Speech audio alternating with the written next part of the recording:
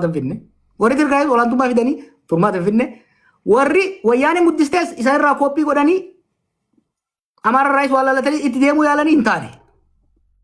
So adda inni maal ta'e rakkoo keessa seennee jechuudha. Furmaanni biyya saniif ta'u nuufis laal.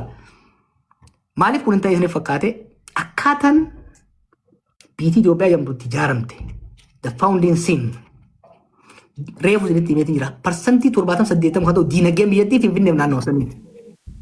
Kanaaf Eertiraa Asmaraa irraa fotto'itus siyaasaan irraa fotto'iti malee diinagdeedhaan hirkattuu taate. Gaafa isaan naaqfaa baafatan mallasee waliin seenanii jechuudha.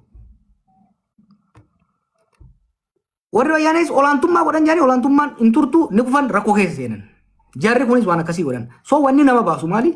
Sirna dimokiraasii gad dhaabanii namuu haqa fi irratti abbaa ta'e waan waliin qabu immoo walii qoodee sirna dimokiraasiitiin buluutu gaarii yaada jechuun qaba. Ijoollee bosonaa tana gaggabaasee isinii deema. Ijoolleen tun dhugaa qabantu jira.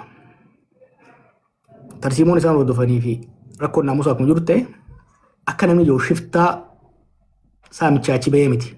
Warri saamichaa bahee galee jira keessa. Ijoolleen tun qabsaa'ota yeroo dheeraa turtedha. Ijoolleen tun eenyufaa beeytanii? Ijoollee bara wayyaanee ama 15 meeqa hidhamaa ture. Jijjiiramaa dhufe jedhanii waggaa hidhaa bayan. Jijjiiramni isaan abdatan harkaa dhabame. Imagine umrii kee ijoollummaadha qabsoo seentee hidhaa turte hoggaa qabaleetti ati galtu milishaa si xallazu. Ijoollee sani beeknaa bara mucaan amman bisaa jedhamu Harargee xarraa hogganu kun nama hidhaa ture qabsaa gameessa yeroo dheeraati. Kan Maharsadee hogganu kun Gurbaan Gammachuu jedhamu nama hidhaa ture qabsaa yeroo dheeraati. Mucaan Sabaayif jedhamu kunis kan Arsii maal jedhanii zoonii maaliif balixaa jedhamu kun. Isaan jalatti wanni jiru kun. So wanni yeroo shiftaadha maal jedhan waa lama qabdu ijoolleen tun. Ijoollee kaayyuudha gabbaate dur.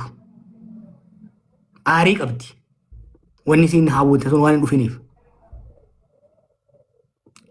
Sadi ijoolleen tun bitamuu hin dandeessu. They are fiercely independent. So dhugaa qaban. Akkaataan adeemsa isaaniitii fi gochi isaanii doongora guddaadha qaba. Fakkeenyaaf waa'ee wanti isaan gurguran kun ka milishaa wajjin waa gurguruu kun ka amma waa'ee gubaatii kan waan irratti mana milishaa gubuu faani garta. Mara kaabinee gubuu. Kaabineen sun yoo awwalleesse isa walloluun waan tokko. Mana miskiina maatii ijoollee isaa qabdu san waan naamusa deebisuu dirqama. So ani ijoolleen tuni akka namni jirutti duriyyee gad yaatee ka jiru san fudhadhu. Adeemsa keessa dhalatuun dhugaadha. Ijoolleen tun silaa bosona bahuun qabdu turte. Osoo wayi waannu. DDR jennee 2017-2018 proposal goonee maallaqa argatanii maallaqa maal godhan faarsii bulaa ittiin bitatanii bara bifaan. Maallaqa UNDP irraa waraana baa'oo waraana Gimboo Sabaatti qondaalota gurguddaa kana qubachiisuudhaaf qophaa'e faarsii bulaa warra asiin wajjin haasaa ture kana $5,000 $10,000 qaxaru turan. Akkuma arrabsuu irratti maallaqa UNDP irraa waraana Eertiraa dhufe ka biyya keessa jiru qubachiisuudhaaf dhufe ana arrabsiisuu irra balleessan maallaqa ajaa'iba sirtaa. Ijoolleen sun mana hidhaatii baatee tiraanspoortiidhaan Arsitti Booranatti bakka ittiin galtu dhabde ijoolleen tun. Marroo isaan dura waan ba'eef ture. Ijoolleen 300 wayi Eertiraa irraa dhufte. Oppidiyoon kaleessa manaa isaan baaftee irra deebitee itti fincoofte. Akka namaatti itti dhagamee caakkaa galte. Gaafan galaa jedhuun 2019 haqa isaanii ni beeka. Guddoo Oromiyaadhaa laalaa jennee galaa jennee malee. Ijoolleen galchine maal godhan? Itti taphatan. Deebitee caakka deebite. Eertiraa dhuftee caakka deebite. Ijoolleen takka takka ni bineensomtee ganamuu dadarraa ka'ee jechuudha. So tokko dhugaa qaban kana himu. Lammaffaa dhugaa qaban jedhanii garuu uummata miidhuu hin ta'u. Yoo dhugaa uummata kanaaf ka yaadan taate uummata sibiilii ajjeesuun buttaan godhamu kun ajjeesuun dhaabbachuudha qaba. Siyaasa immoo qabaachuudha qaban. Siyaasaan hoogganamuu danda'uudha qaban. araarsuuf yaallee jirra. Amma reefu waliin haasa'uu hin danda'u naan jee gurbaan reefu na gaafate. Hedduu yaallee. Amma dheengada yaayyaanis dubbachuu ture. Akka yaadatti yaada bareedaadha.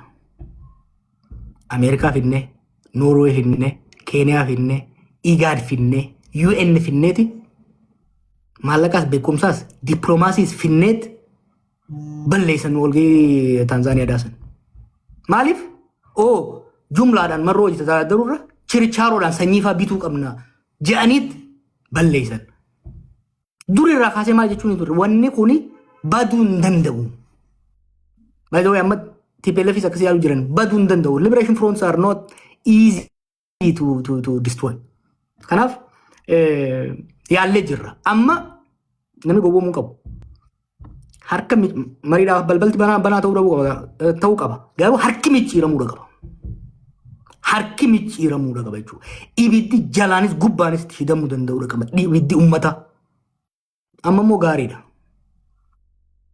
Diinagdee biyyattii cinaa ol lolatti fixanii taan nyaatanii fixanii amma uummata nyaatu jiran. Uummanni kun gaafa irraa fixan waan hin oolle jechuudha. Daayireekt godhaa deemaa jirra waan uummataa kana. Dhaloota TikTok jette. Talamma. Jedhan ta TikTok isi dabarta. Amma lammaan isin yaa deebisu. Maaliif usee saba useef ani hin beeku. Yeroo amma jiru kanatti haala uummanni keenya biisuun keessa jirtu usuun sheekotaaf darasootaan dubbadha yeroo jennutti hoggansi siyaasaa usuun yoo siyaasa irraa abdii kutatee amma booda siyaasa toobadhee namni yoo taate sun karaa tokko. By the way, waaniin afaan itti meesin itti mujjira. Afaaniin kallattii waan itti hime. Yoo siyaasa toobatee amma booda siyaasa Oromoo fi Itoophiyaan barbaadu jee toobatee gara bira godaane sirriidha. Callisuun.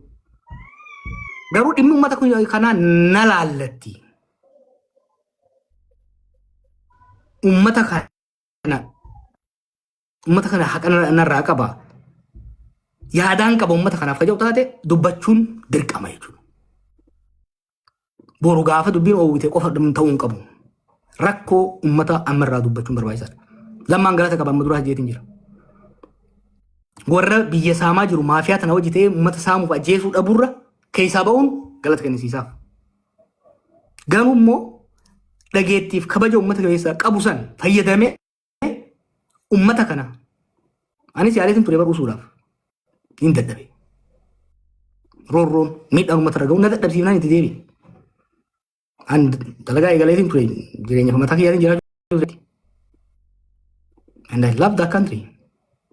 Kan hin deebisee keep olis seenee tabira seenee foonii fi jechuudha. Kanaafi an akka kiyyatti lammaa qofaa miti namoonni birootis yoo fuulduree Oromoo fi Itoophiyaa irratti gara fuulduraa shoora qabna kajaan taate arra dubbachuun arra qabsaa'uun arra waan danda'aniin uummata kanaa dubbachuu fi gargaaruun barbaachisaadha. Ka dhalootaa hedduu negatiif hin ta'inaa. Akka Oromoon amma 8 kana taateen uummanni guutuun osoo maraatee irra laalamuu qabu. Amma 50 qabsooyne roorroo alagaa irraa kaafne warri baadhannee ol baafne warri kaleessa afoo hin laayyannee bira dabarreef kaabineen qenda keessa nama nurraa fidde. Wallagga hin jiru barjoolle namni hin jiru amma godin horroo guduruu jaamu kana faa bakka fakkadaan faa socho'aa turan kana dargaggeessi hin jiru, manguddoon hin jiru, abbaan qabeenyaa hin jiru, qeesiin lubbuu qabu hin jiru. Dhabamsiisanii jiran. Shawaa lixaa kana fixanii jiran wal jidduutti. Shawaa ba'aa kana amma dheengadda gadaa tuulamaa takka ni maxxansaa turre gargardanii manguddoo beekumsa qabdu laayibireerii gurguddoo meeqaan dhalaak ta'e beeke. Kanaaf ijoollee amma Saawud Arabiyaatu garee rabbashtu kana we need collective therapy bara akka biyyatti akka uummataatti wanni nuti keessa deemne. Mirqaana oowwaa 2018 san keessa balaa hamaa ajjechaa caaluutiin samiitu hixxeen. Wanni nu keessa turre ijoolleen turoggaa dhuftee xiqqashoo express gootu. Biyya bilisa baateeti biyya arabaa dheetee gabroomtee bara ilmaan teenya. Biyya arabaa keessa ta'ee aara qabdu hoggaa baatee asirratti hoggaa dubbatte understand godhuun barbaachisaadha. Understand them. Garuu bilchina qabdi ijoolleen tun. ijoollee magaalaa keessa deemtee waa haasoo itti nu galaaltan. Machuuritii siyaasaa isin qabdu ani nama siyaasa qortu. Saayikooloojii uummataa amma tokko ni ilaala. Politikal saayikooloojii isaa. Osoo wal arrabsitullee bilchina siyaasaa qabdi ijoolleen tun. So isin warri asoo baatan kun arrabsuuf xiqqeessuu osoo hin ta'in suuta riichaanaliin inerjii isaanii riichaanal godhuu qabna.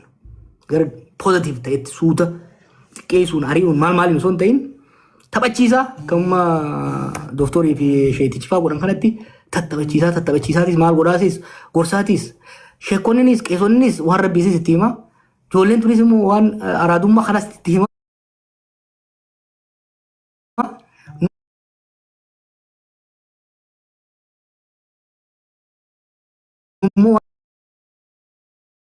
Sagaltamii tokko caba guddaa ture Oromoodhaaf. Injifannoo guddaa ture caba guddaa ture.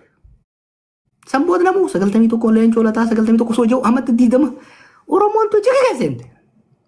Sanboota 2012 irraa kaafnetti wal'aanne Oromoota akkuma haakimaatiitti akkam goone collective self esteem namni isinillee dargaggeeyyi malee bara sana immoo gamana taasisaa dhayitee Minisoota sana keessa ammoo Oromoon faayidaa qabdu Oromoo waliin taatu Oromoo akka amma agartan kanatti Harargeen gosa adda addaatti Arsiin gosa adda addaatti Wallaggaa maal qabu ture.